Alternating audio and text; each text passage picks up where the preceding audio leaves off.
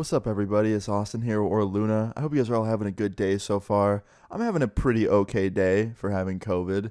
I saw comments on yesterday's video being like, Luna, man, it sounds like you can't breathe, dude. Good luck, man. Listen, man, I can breathe fine. I just can't breathe out of my nose very good because I'm sick. So that's probably why I sound like that. But yeah, the comments were pretty funny. I saw one being like, this is what you get for not daily uploading.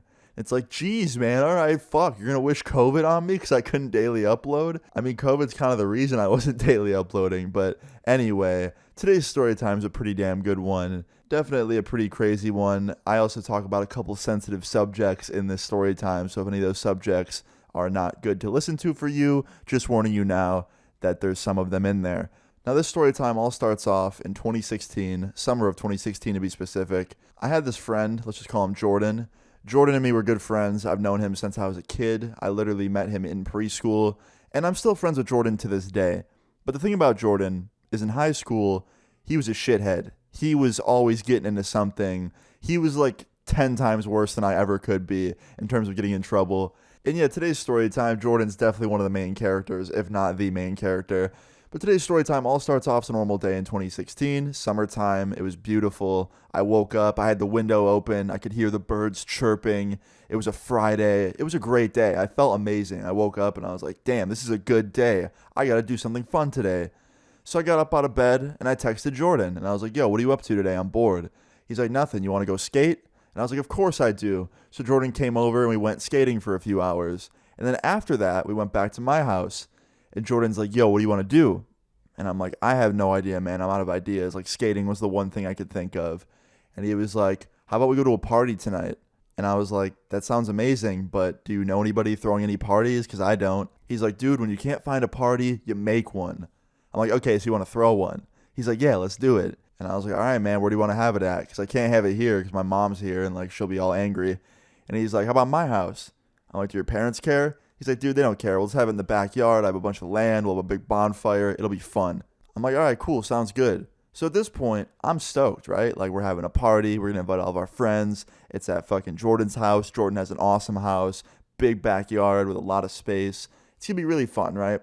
So fast forward a few hours later, we invite a bunch of people over. In like an hour and a half, 2 hours later, everybody was there. And every 10 minutes, more and more people were showing up. I don't know how many there were exactly, but I know for a fact it was a ton of people for being a last minute party. And yeah, I was having an amazing time. Like, I was having so much fun. All my friends were there. Jordan was having fun. Everything was great. But then fast forward a few hours into the party, this is where everything gets kind of weird, okay?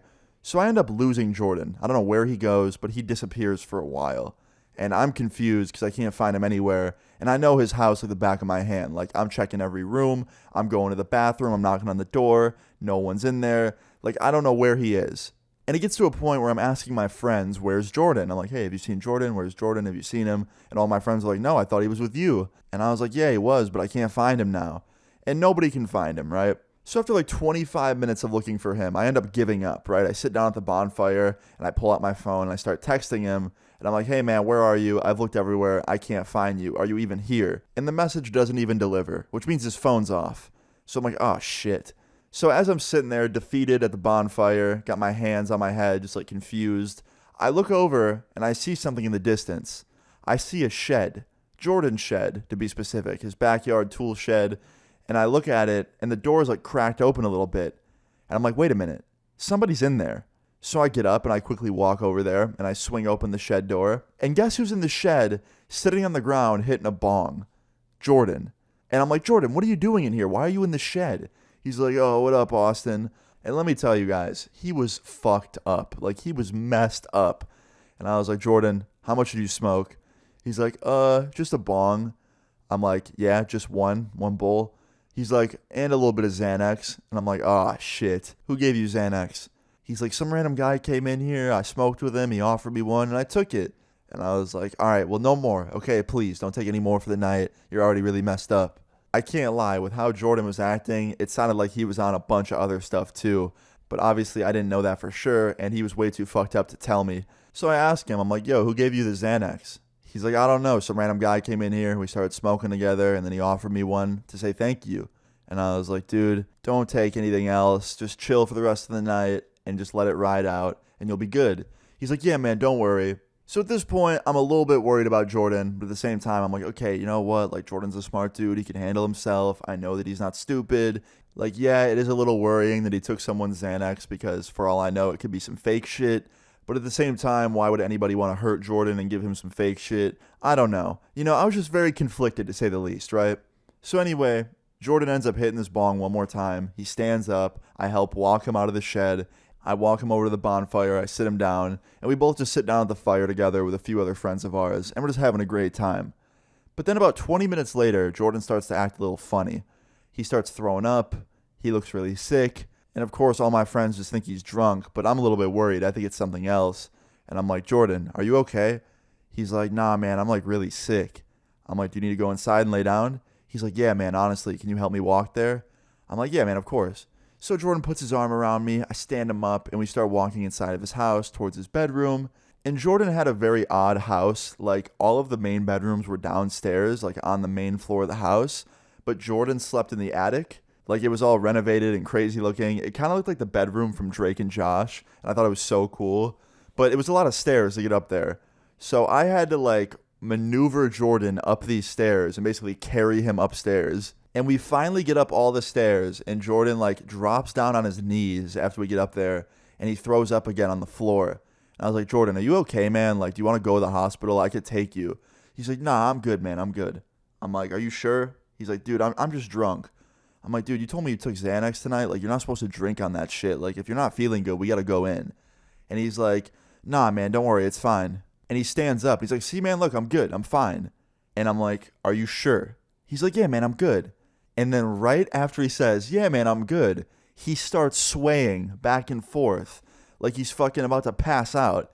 And I'm like, Jordan, are you okay? And he looks at me and he goes, I think I'm overdosing.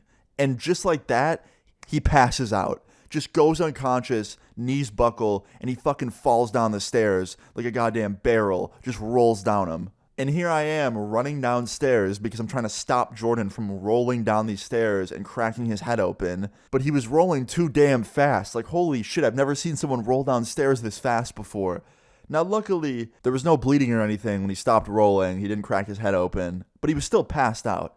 So I'm like, okay, this is serious. So I pull up on my phone, I call 911. But the shitty thing is Jordan lives pretty far away from any police. He lived kind of towards the country. So there was really nobody nearby that could get there quickly. It was going to take at least 15 to 20 minutes for the cops to get there. So I'm sitting there trying to get Jordan to wake up. I'm like tapping him on the face. I'm like checking for his pulse and shit. Luckily, he had a pulse. He wasn't dead or anything. But still, he wouldn't wake up. So I'm waiting for the police. I'm on the phone with them. She's giving me instructions of what to do. And he's not waking up. And then fast forward a few minutes later, a couple friends of mine walk in Jordan's house to use the bathroom, and they see him passed out at the bottom of the stairs with me, and they run over and they're like, what the fuck happened? What happened to Jordan? And I explained everything from start to finish, and then they start freaking out, and it was just a whole shit show. So fast forward 10 minutes later, the police finally show up, this ambulance shows up as well as a cop, and they help load him up onto the ambulance. I told them everything I told the operator, and I get on the ambulance with Jordan, and we ride to the hospital together. Now, luckily, 10 minutes into the drive to the hospital, Jordan wakes up in the ambulance. He wakes up, he's confused as hell. He's like, where am I? What happened? I'm like, Jordan, you literally told me that you thought you were overdosing and then passed out and rolled down the stairs, so you're on the way to the hospital. He's like, oh no, I'm fine, man. We can go home. I'm like, no, we can't, Jordan. You are clearly not well. So we had to go to the hospital. They ran every test under the damn sun. And guess what? Guess what happened when we got to the hospital and they ran all these tests? They found nothing in his system except alcohol and weed. Like, I told them about the Xanax thing. They never found any of that. I also told them that it might not be Xanax and it could be something else that the guy gave Jordan and to test for everything they can. And they did, and they found nothing. So I asked Jordan, I'm like, dude, what the fuck did you take tonight? Like, I told them to test for Xanax. I told them to test for everything. Like, they're not finding anything. And he's like, yeah, because I didn't take anything else. Why are you telling them that I did? I was like, Jordan, you literally told me in the shed that you took a Xanax. And he's like, what? No, I didn't. I'm like, yes, you did, bro. Like, you literally told me that some random dude offered you one because you let him hit the bong. He's like, oh, yeah. I was like, yeah, you remembering now? He's like, yeah, that wasn't Xanax. I'm like, then what the fuck was it? Tell me the truth right now. Stop lying to me. He's like, all right, man, you want the truth? It was a piece of gum. He offered me a piece of gum, and I lied to you and said it was Xanax because I thought I would look cool. I was like, okay, first of all, Jordan, Lying about taking Xanax to me does not make you look cool to me at all. It just makes me worried. Second of all, what the fuck? We're at the hospital right now, and I thought that you were dying from taking some fake medicine or some shit. And I was also like, dude, what about when you said you were overdosing? Like, what the hell did that mean? He's like, I don't know why I said that, man. Like, I was just trying to be cool and keep the lie going. I'm like, dude, that's not cool in the slightest. Like, that's fucked up to lie about. Like, are you serious? He's like, I'm sorry, man. Like, it just made no sense at all. I'm like, dude, I thought you were gonna die. Like, straight up, I thought you took some shit with, like, fentanyl in it. He's like, nah, man, I'm sorry.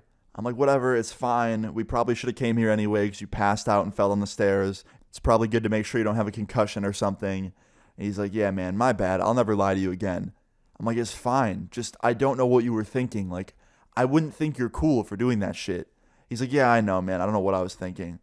So anyway, fast forward a bunch of hours later, they ran even more tests. They, ruled out head injuries and stuff. They did a bunch of scans. They made sure his head wasn't like bleeding on the inside. He was all good. We basically concluded that he probably passed out because his blood pressure fell too low. He was probably really high and really drunk and just went upstairs and his blood pressure was low and he just passed out. And yeah, they told him to rest and drink a bunch of water, which he did. And the next day, he was 100% fine. Now, moral of the story is, taking drugs doesn't make you cool, obviously. Lying isn't cool, don't lie. And always tell the truth to your friends, because I had no fucking clue what was going on.